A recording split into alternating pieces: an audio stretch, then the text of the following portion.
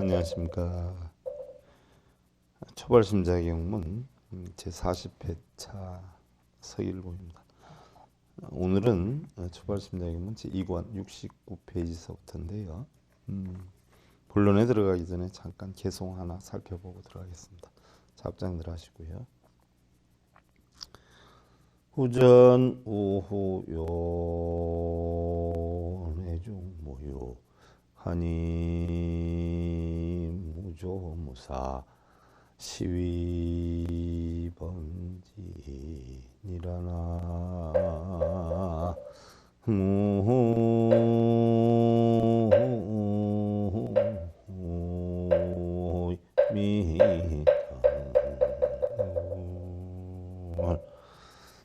과거나 현재나 미래 그 어느 때라도 마음속에 아무것도 지니지 않고 집착도 버림도 없는 그러한 자를 일러 수행자라 하느니라. 마음속에 아무것도 지니지 않는다라고 하는 것은요, 물론 뭐 좋고 나쁨, 행복과 불행 다 이런 걸 지니지 않아야 오니공한 이치를 터득한 지혜자다라고 할 수는 있는데요. 그렇게까지는 못한다라고 하더라도 마음속에 있는 우리가 탐진치, 걱정근심, 번뇌 정도만 없어도 열반한 사람이다. 또 그러한 것을 없애는 자들이 결국은 수행자다. 여러분들 뭐 흔히들 도는 산중에 있고 또 열심히 절하고 기도를 해야 수행을 한다라고 하지만 우리가 진정 이야기하는 수행이라고 하는 것은요,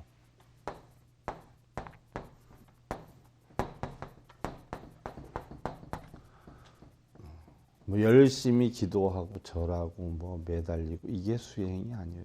대부분의 사람들은 뭐 기도하고 절하고 뭐 연보라 하고 뭐 철야연진하고 이런 것을 수행으로 하는데요. 수행이라는 것은요, 마음 속에 있는 탐진치, 걱정근심, 번뇌 이런 것들을 없애는 것을 수행이다. 탐진치, 삼독이나 마음속에 있는 걱정근심, 번뇌를 없애는 것을 우리는 바로 수행이라 한다 이야기예요. 그래서 흔히들 뭐 수행이다라고 하는 것은 여러분들 뭐 절에서 이루어지는 거 알고 있는데 사실 본래의 수행은 여러분들은 가정에서 부부가 서로 사랑해주고 존경해주고 자식한테 존경받을 수 있는 삶, 행복을 누릴 수 있는 삶, 그러한 삶을 만드는 방법을 우리는 수행이다 이렇게 표현을 하는 거죠. 여러분들이 뭐 아무리 절에 가서 열심히 기도하고 뭐 흔히들 여러분들이 얘기하는 수행을 한다라고 해도 내 마음속에 걱정이 있고 근심이 있고 또한 가정이 불편하면 아무짝에 소용이 없는 거예요. 결국은 여러분들이 뭐 수행하고 절에 다니는 목적은 뭐예요? 내가 편하고 내 가정 편하고자 하는 것이지요. 내 마음이 불편하고 내 가정이 불편하면서 아무리 뭐 절에 가서 열심히 기도한들 무슨 소용이 있겠냐는 이야기죠. 자, 오늘은 여러분들 69페이지 14번째 선방에서 지켜야 할 규범 및 계행 가운데 무시습숙한 애욕 애치 전면 의지하여 잠복 환기하여 여격 일학하나니. 그래서 비롯함이 없는 옛적부터 익혀온 애욕과 또 성내는 마음과 어리석은 생각이 즉 탐진지심이 언제서부터 형성됐는지는 모르지만 익혀왔어요. 우리 생활 습성 가운데에서 이런 것들이 결국 뭐예요? 마음 속에 얽혀 있어서 잠시 수그러지는 듯 하다가 여러분들이 속상해서 결국 어떻게 돼요? 절에 가서 뭐 절을 한다 하든지 뭐 기도를 한다 하든지 아니면 뭐 바람 쐬러 휙 어디 뭐 바닷가 주변을 간다든지라고 했을 때 잠시 삭혀질 수가 있죠. 거기에 몰입하다 보면. 그런데 그 몰입이 끝나고 다시 가정으로 돌아오거나 다시 일상으로 돌아오게 되면 어떻게 돼요? 다시 일어난단 말이에요. 마치 그런 것이 하루 걸러 앓는 학질과 같으니라고 했어요. 여러분들이 속상해하는 마음, 탐진치의 마음을 버릴 줄 아는 방법을 배우면 그것이 일반 사람들에 비해서 적게 생기기도 하지만 또 생긴다라고 하더라도 어떻게 돼요? 해결할 수 있는 방법이 있고 또한 내가 공부를 해서 진리에서 세상의 모든 이치가 다 그런 것이구나. 부부가 살면서 안 싸울 수는 없는 것이고 또 부부라고 하는 것은 어떻게 돼? 1대1의 만남이 아니라 가족과 가족의 만남이란 말이죠. 이러다 보면 불협화음이 있을 수도 있고요. 또 아무리 훌륭한 자식이다라고 하더라도 자식이 성장하는 과정에서 자식이 문제를 일으키든 일으키지 않든 부모로 하여금 걱정이나 근심을 만들지 않는 자식은 없죠. 부모가 비록 스스로 만든다라고 하더라도 이런 어떤 여건 속에서 살아가면서 우리 삶이 다 그런 것 아니냐. 내가 지나치게 탐심 때문에 편안함을 못 느끼는 것 아니냐. 내가 지나치게 다른 집의 아이들과 비교를 해서 우리 아이를 너무 저평가하는 건 아니냐는 어떤 이치를 터득했을 때 마음으로서부터 형성된 어떤 속상함, 또 걱정, 근심을 없앨 수 있는 근원이 된다는 이야기. 그래서 우리가 속상해하는 마음이 알고 보면은요 언제서부터 형성이 됐는지 모르지만 알게 모르게 익혀온 어떤 습성 때문에 이루어진 것이다 하는 이야기예요. 이런 탐진치심이 자신의 노력한 의지에 따라서 잠시 꺾이는 듯하지만 어느 순간에 터져 나와서 무서운 죄악을 저지르게 되기도 한다는 이야기인데 허당집에 보면 이런 글이 나와요. 여러분들 눈 온 뒤에 비로소 송백의 지조를 알게 되고 어려움을 겪어서야 비로소 장부의 마음을 보게 된다라고 했는데 눈이 아무리 쌓여도 꺾여지지 않는 어떤 소나무, 뭐 비바람을 견디면서도 또 우리가 천년을 지속하고 있지 않아요. 소나무는 그와 같이 또 어떠한 역경을 만나도 굴복하지 않는 굳센 어떤 의지력, 또 변치 않는 지조, 그런 것들이 우리에게는 필요하다 하는 이야기예요. 또한 우리가 어렵고 괴로운 환경에 있어서도 이를 극복할 수 있을 때 비로소 인간의 참된 가치가 드러나게 된다. 그래서 결국 고통과 괴로움이 여러분들 안 받으려고 노력들하지만요. 고통과 괴로움을 겪지 않고는 우리는 뭐예요? 행복이나 또 인생의 참맛을 알기가 어렵다라는 이야기죠. 그래서 허당집에서는 바로 눈 온 뒤에 송백의 지조를 알고 또 어려운 일을 당해서 비로소 장부의 마음을 본다라고 했는데 실패하는 사람들은 보면 어려운 일 겪으면 금방 포기를 해요. 그런데 성공하는 사람들은 어떠한 일이 있어도 극복을 하죠. 우리는 결국 우리 인생에서 피해 나가서 해결될 수 있는 건 없어요. 다 부딪혀서 극복을 해야 된다는 이야기죠. 시간은 찰나적으로 흘러가는 것일 뿐이에요. 어느 순간을 가르쳐서 이것이 뭐 현실이다라고 할 만한 그런 고정된 시간이 없죠. 현재가 금방 과거가 되고요. 또 미래였던 것이 또 금방 어떻게 돼요? 현재가 되었다가 또 과거가 되기도 하지요. 시간적인 여건을 볼 때요. 저도 간혹 느껴요. 흔히들 옛날 어른들이 몸이 마음 같지 않아 이런 이야기를 하는데 그런 얘기를 듣기만 했었는데 피부에 닿게 느껴져요. 어떤 분들은 그래요. 스님 저는 왜 이렇게 힘들게 사는지 몰라요. 그런데 힘든 어떤 결과가 왔다라고 하면 뭔가 원인을 생각해 볼 필요성이 있다는 이야기예요. 무슨 얘기냐? 방법이 옳지 못했을 수도 있기 때문에 방법을 바꿔볼 필요성이 있다는 이야기죠. 정말 노력을 하는데도 아니 된다라고 하는 것은요. 뭐예요? 성공할 만한 그러한 근원을 만들지 못한다라는 이야기예요. 그러니까 자기의 노력하는 것이 노력을 적게 해서 형성되는 경우도 있지만 지혜로운 노력을 못해서 이루어지는 경우도 사실은 있다는 이야기죠. 그래서 정말 최선을 다해서 노력을 했는데도 아니 된다라고 하면 방법을 바꿔볼 필요성이 있고요. 또한 정말 자기 자신이 최선을 다해서 노력을 했는가를 다시 한번 되짚어볼 필요성이 있다는 이야기예요. 우리가 일반적으로 언제서부터 그럼 이러한 원인이 돼서 지금의 결과를 봤냐? 언제인지는 모르죠. 그걸 갖다 우리는 뭐라 그래요? 무시라고 그래요. 무시.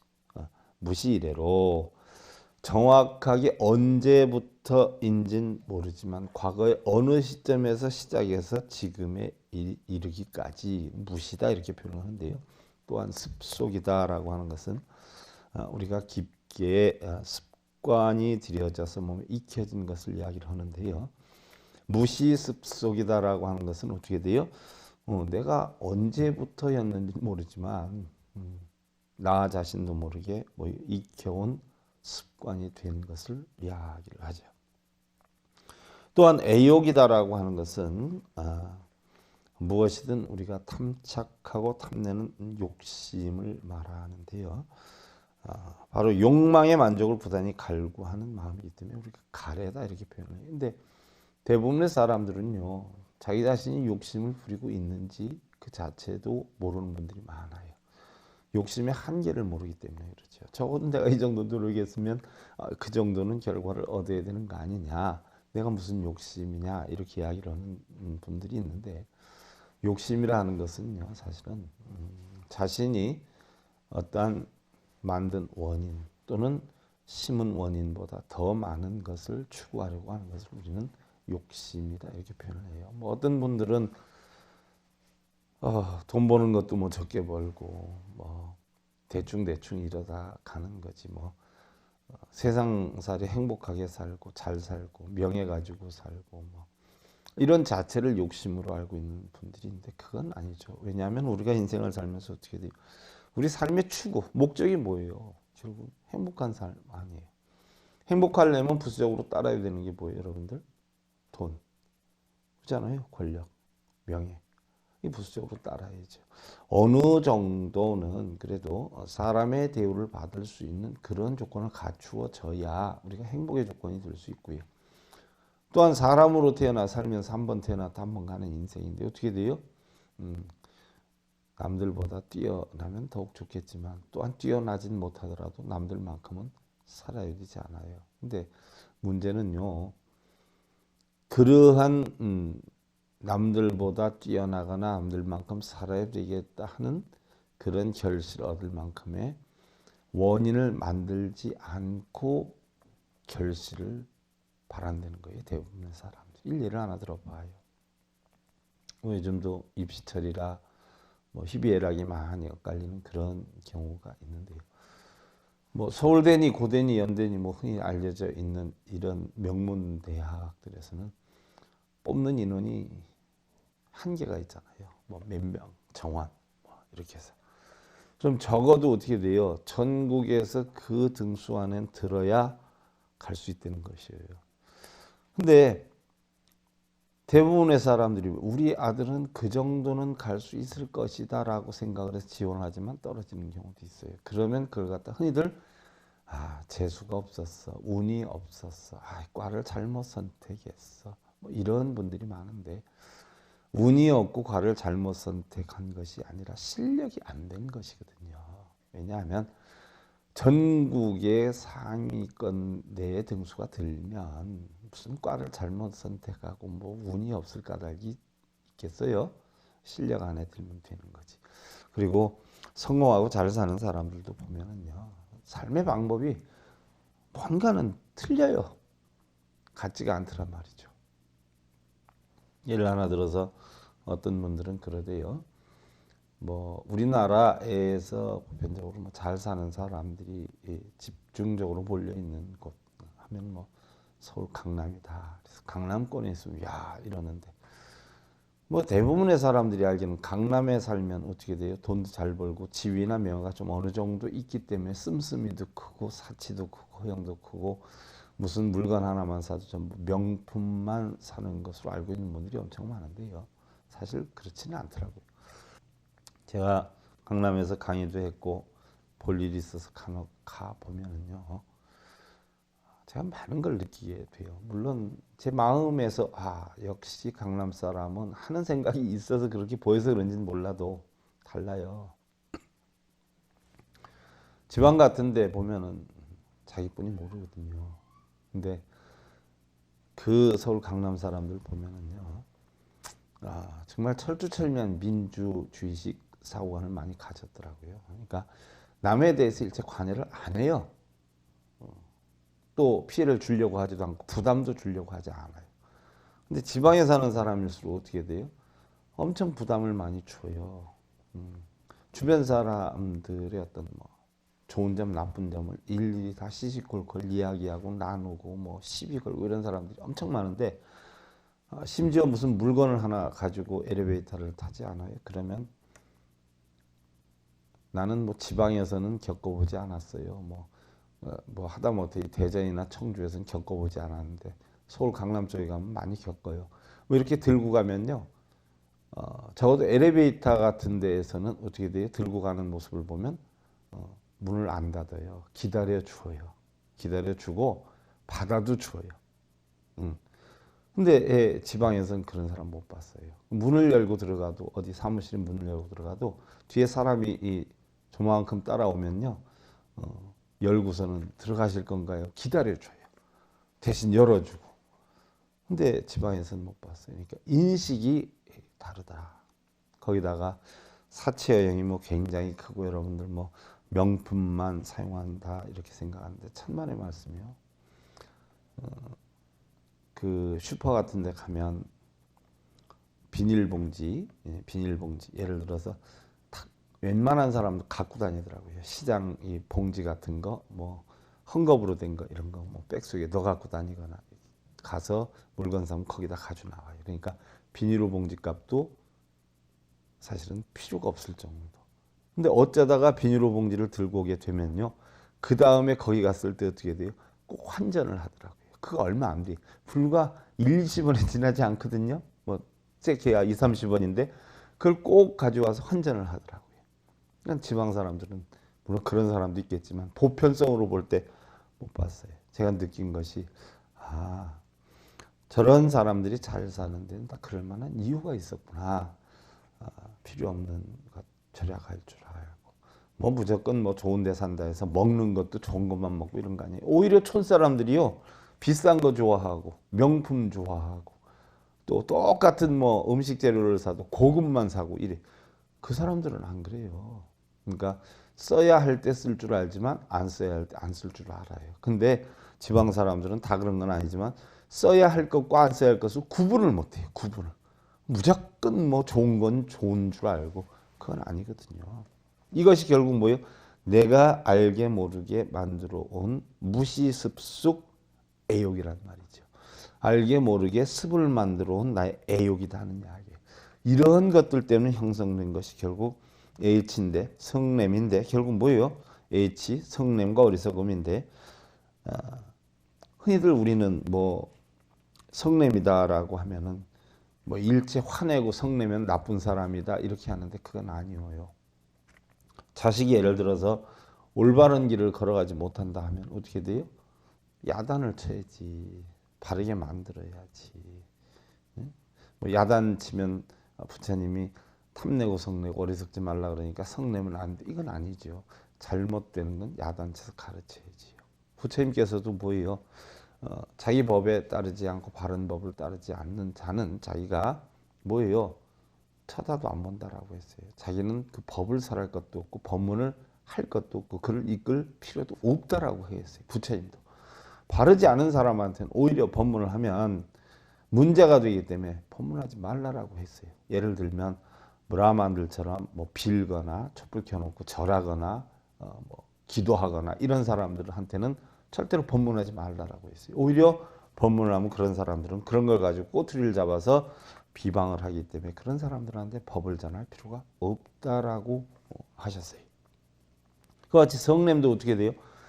성내지 않아도 될 부분에 성을 안 내는 게 성내지 말라 하는 것이지, 뭐 도둑놈이 뭐 담 넘어가는데 뭐 자비를 베풀라 해서 아이고 잘 넘어서 갔다 오십시오. 이게 자비가 아니거든요. 자비는 뭔데요? 제왕막작 중선봉이에요. 나쁜 일 하는 건 내 목숨이 끊어지도록 잡아서 경찰서 갖다 집어넣는 게 자비예요. 좋은 일 하면 어떻게 해서든지 뭐예요? 자꾸 받들어서 더 좋은 일을 할 수 있도록 이끌어주는 게 자비지. 나쁜 일 하는데도 자비를 베풀어 주십시오. 이건 아니죠. 도둑놈 양성수도 아니고. 바로 성냄이다라고 하는 것은 결국 뭐예요? 야단치고 바르게 이끌기 위해서 하는 성냄은 성냄이 아니다는 이야기죠. 자기 감정. 우리 보살님들 같은 경우 그런 경우 간혹 있어. 부부싸움을 했어요. 그러면 어떻게 자기 감정이 안 좋잖아. 그럴 때 A가 옆에서 뭐 엄마 하면 소리 빽빽 지르고 뭐 자기 감정풀이 하잖아요. 그런 성냄 하지 말라는 거죠. 그 다음에 이제 우치다는 어리석음인데 마음이 어두워서 뭐 일체 도리를 분별할 지혜가 없는 무지, 어리석음 이렇게 표현하는데 마음이 어둡다라고 하는 것은 결국 뭐예요? 무명하다라는 이야기예요. 무명하다, 밝지 못하다는 이야기예요. 그런 어리석음을 나타내는 건데요. 부처님께서는요. 세상 사람들은 모두 욕심에 빠져서 저 언덕에 이르는 사람 아주 드물다라고 했어요. 어떤 사람은 저 언덕에 이뤄야 되겠다라고 하는 마음은 있지만 결국 이쪽에서 헤매고 있느니라. 피 안으로 오르질 못하고 차 안에서 헤매고 있느니라. 뭐 일례를 하나 들어보면 여러분들 가정이 편한 게 좋아요? 불편한 게 좋아요? 편한 게 좋잖아. 편한 가정을 만드는 걸 우리는 바로 뭐예요? 피안이라 그러고 불편한 가정 속에서 사는 거 우리는 차안이라고 해요. 그러면 어느 누구든지 편안한 가정을 원하는데 왜 편안한 가정을 못 이루겠어요? 왜 편안하게 살기 싫어서 그럴까요? 방법을 모르거나 설령 방법을 안다라고 해도 자기가 실천을 하지 않기 때문에 그러는 거예요. 부처님 말씀도 그래요. 생각으로는 다 알아요. 어떻게 잘 사는지 모르나요? 알아요. 새벽에 일어나서 밤늦게까지 일하면 잘 살 줄 알아요. 노력하고 살면 잘 사는 줄 알아요. 공부 왜 못해요? 안 하니까 못해요. 노력을 안 하니까 못해요. 재수가 없어서 못해요? 누가 공부하지 말라고 그랬어요? 누가 잘 살지 말라고 했어요? 알아요. 잘 사는 법도 알고 공부 잘하는 법도 알아요. 근데 뭐예요? 실천이 따라주지 않아서 못하는 거예요. 노력하지 않아서 못하는 거예요. 게을러서 못하는 거예요. 방법은 알아요. 머리는 알아요. 근데 행동은 못해요. 그래놓고 또 그런 사람들이 어떻게 돼요? 잘 살기를 바라고 잘 되기를 바라고 행복하기를 바라고 꿈에서 깨어나라는 이야기죠. 왜? 분명히 우리는 뭐예요? 심는 대로 거두는 것이다. 자기가 노력한 만큼 받는 것이다. 부처님 말씀이 그거예요. 어떤 사람 마음은 있지만 이루질 못한다라고 하는 것이 바로 뭐예요? 게을러서 그렇다는 얘기예요. 미사카라고 하는 바람이 불어요. 부처님이시여. 무명은 어떤 상대가 있습니까? 무명. 무명은 상대가 뭐냐라는 얘기. 무명. 무명이다는 것은 뭐예요? 밟지 못함 아니에요? 밟지 못함? 무명. 밟지 못하다는 얘기. 해와 달과 같이 밟지 못하다. 무명. 그럼 무명은 무엇을 대상으로 형성이 됩니까? 그러니까 명을 대상으로 형성이 됩니다. 무명은 바로 명해야 된다는 얘기. 밝아져야 된다는 이야기예요. 그러면 명은 밝음은 상대가 무엇입니까? 라고 하니까 밝음은 뭐예요? 바로 열반이다 얘기예요. 열반. 밝음은 결국 뭐예요? 열반으로 이루어지죠. 무명은 밝게 해야 되고 밝음은 결국 뭐예요? 열반에 이르게 해야 된다는 얘기예요. 그러면 열반은 그럼 어떤 상대가 있습니까? 라고 물어요. 열반은 그럼 어떤 목적이 있습니까? 하니까 열반의 상대는 뭐예요? 없다는 얘기. 왜 없느냐? 열반을 이루게 되면 어떻게 돼요? 모든 마음속에 있는 탐진치나 걱정, 근심, 번뇌가 다 없어진 상태가 열반이에요. 그래서 열반은 그물이 없고 그 그물을 벗어남으로 인해서 결국 그물이 없어졌기 때문에 열반의 대상자는 없다는 얘기. 예를 하나 들어서 여러분들 걱정, 근심, 번뇌가 있어요? 있는데 그 걱정, 근심, 번뇌를 해결하면 걱정, 근심, 번뇌가 있느냐는 얘기. 없다라는 이야기죠. 걱정, 근심, 번뇌라고 하는 그물이 없어졌기 때문에 이것이 없어진 상태를 우리는 바로 열반이다 이렇게 표현하는데 법구경 안락품에 보면은요. 불길 가운데 음욕만한 불길이 없다라고 했고요. 독 가운데 성냄만한 독이 없다라고 했어요. 또한 고통 가운데 육신을 가지고 있는 것만한 고통이 없다라고. 왜 우리는 고통을 왜 겪어요? 육신을 가지고 있기 때문에 겪어요. 육신을 가지고 있지 않으면 고통을 겪을 일이 없어요. 육신에 무엇을 갖고 있어요? 눈, 귀, 코, 요, 몸뜻을 가지고 있기 때문에. 눈, 귀, 코, 요, 몸뜻이 어떻게 돼요? 세상의 모든 만물을 대상으로 해서 어떻게 돼요? 탐진치를 일으켜요. 그래서 고통을 받는 것이에요. 또한 세상의 즐거움 가운데 고요한 만큼 즐거움이 없다라고 해서, 고요하다는 것은 뭐예요? 열반적정을 나타내는 거죠. 세상에 여러분들 즐겁다 즐거움을 찾아오는 게 즐거움이 아니라 걱정, 근심, 번뇌가 없는 상태가 가장 큰 즐거움이다라는 이야기. 또한 법구경 나한품에 보면은요, 병이 없는 것이 가장 큰 은혜요, 만족을 아는 것이 가장 큰 재물이며, 친구의 제일은 믿음이고 또한 즐거움의 제일은 열반이라고 했어요. 결국은 열반은 뭐예요? 탐진치심을 없앰으로 인해서 형성되는 것이 바로 열반이다라고 했죠. 그래서 열반경 제5 열애성품에 보면은요, 부처님이시요, 어떤 걸 열반이라 합니까? 라고 했을 때 부처님께서는 선남자야, 열반은 바로 해탈이라 하느니라. 해탈을 열반이라 하느니라. 그럼 해탈은 무엇입니까? 했더니 모든 탐욕을 끊고 온갖 모양, 온갖 속박, 온갖 번뇌, 온갖 생사, 온갖 인연. 여기서 얘기하는 생사는 여러분들 육신의 죽고 태어남을 얘기하는 게 아니라 생각에 형성되고 없어짐을 뜻하는 거죠. 이래야 되겠다, 저래야 되겠다. 이래야 되겠다는 생각이 바로 생이고, 저래야 되겠다라고 없어지는 것을 사라고 그래요. 그런 마음속의 생사, 또한 온갖 과보를 끊음이니 이런 해탈은 곧 열애요, 열애 열반이라라고 했어요. 결국 열반이다라는 것은 모든 탐진치심, 걱정, 근심, 번뇌를 다 없애고 모든 온갖 생사와 인연을 끊는 것이 열반이다라고 했어요.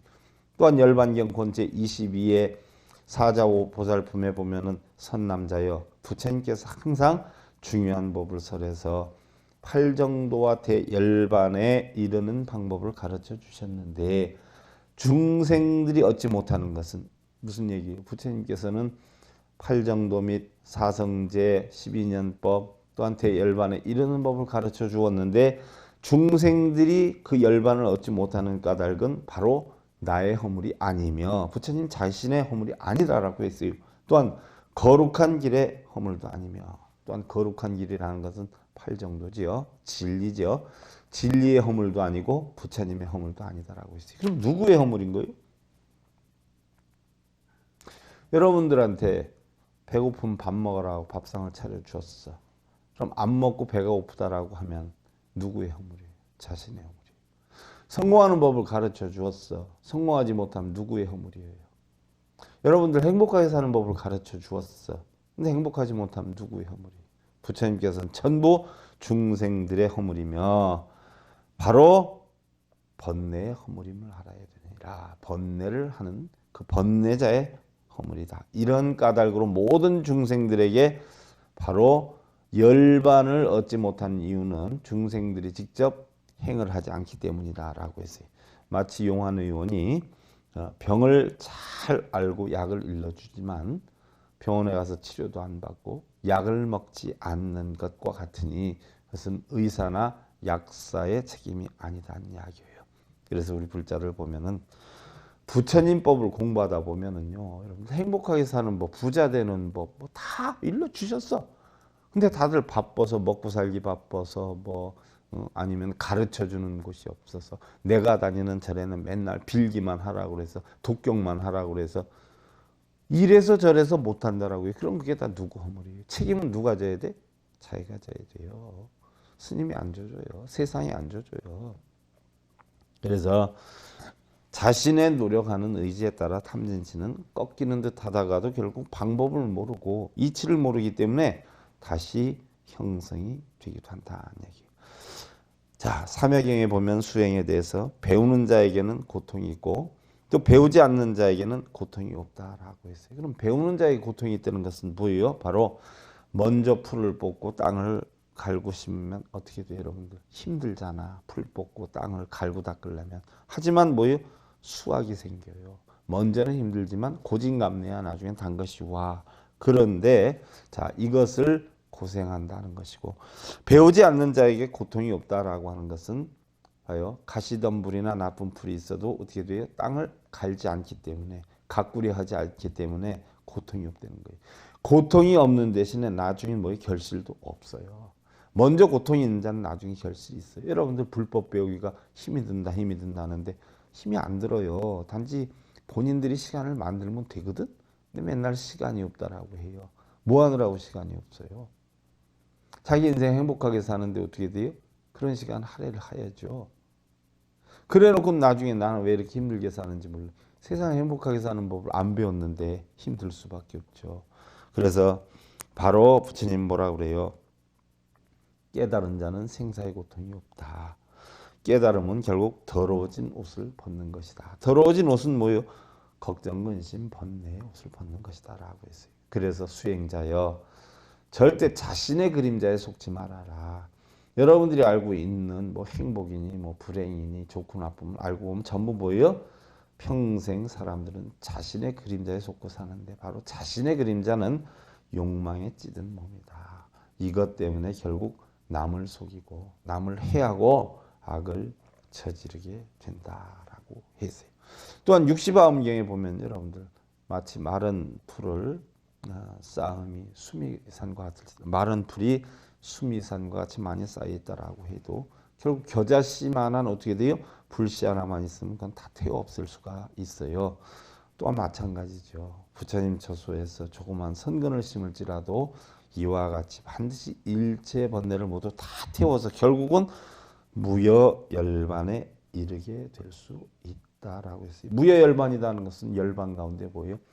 자, 유여열반은 아직 찌꺼기가 조금 있는 가운데 행복함을 느끼는 게 유여열반이지만, 무여열반은 일체의 걱정, 근심, 번뇌, 탐연제, 찌꺼기가 하나도 없는 상태에서 바로 열반을 얻는 것을 우리는 이야기를 하는 거죠. 이러한 수행은 결국 뭐예요?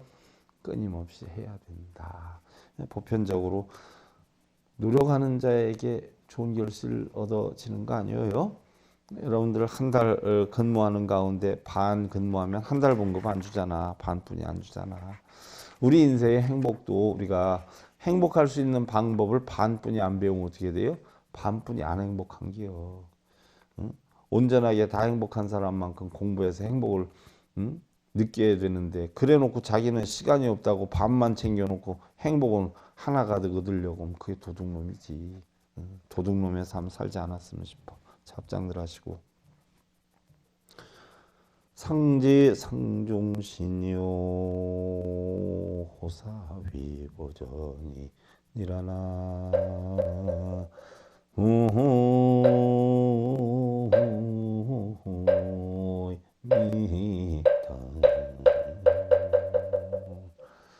지혜 있는 사람은 항상 신중해서 부지런함을 소중한 귀중한 보물처럼 여긴다라고 했어요.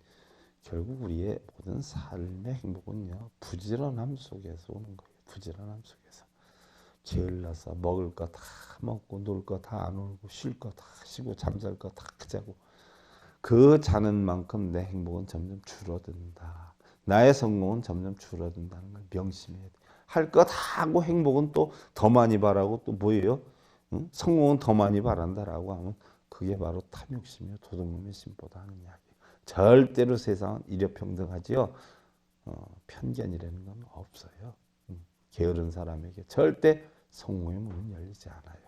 부지런히 최선을 다하는 사람에게 항상 행복은 찾아오고 성공의 문은 열려 있다는 걸 명심하시고, 여러분들 행복한 삶을 이루실 기원 드리면서요.